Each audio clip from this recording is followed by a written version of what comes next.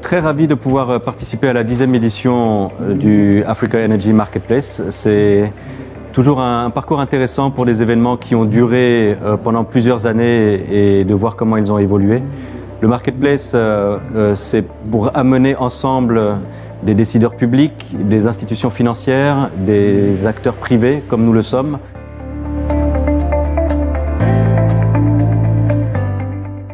Sur le panel, comme je le disais tout à l'heure, j'étais là pour répondre aux questions relatives à la cuisson propre, notamment la disponibilité du GPL dans toute l'étendue du territoire. Et dans le parc national énergétique, il a été décliné l'objectif d'accélérer la cuisson propre à 99% à l'horizon 2030.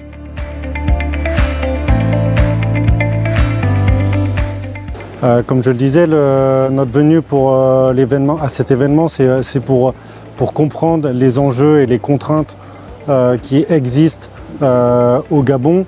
C'est toujours intéressant de discuter avec les différents partenaires, les autorités, mais aussi les autres partenaires privés qui, eux, sont à des stades plus avancés pour savoir les défis auxquels ils ont fait face, comment ils les ont résolus.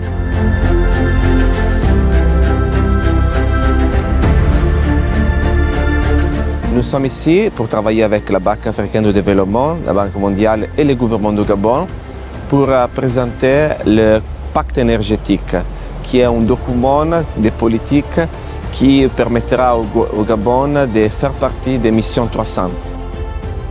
Ce serait d'un grand intérêt pour les investisseurs d'avoir une certaine priorisation des projets à travers dans cette liste de projets-là et de savoir sur quel projet le gouvernement est aujourd'hui.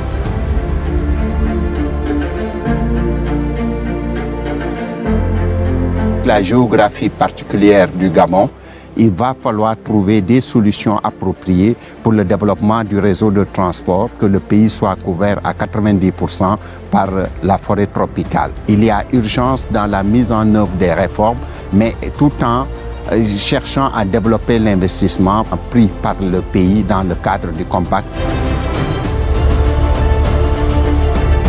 Actuellement, un compact énergétique est en cours de finalisation et devrait matérialiser les engagements du pays quant à l'accès à l'énergie et à la cuisson propre à l'horizon 2030.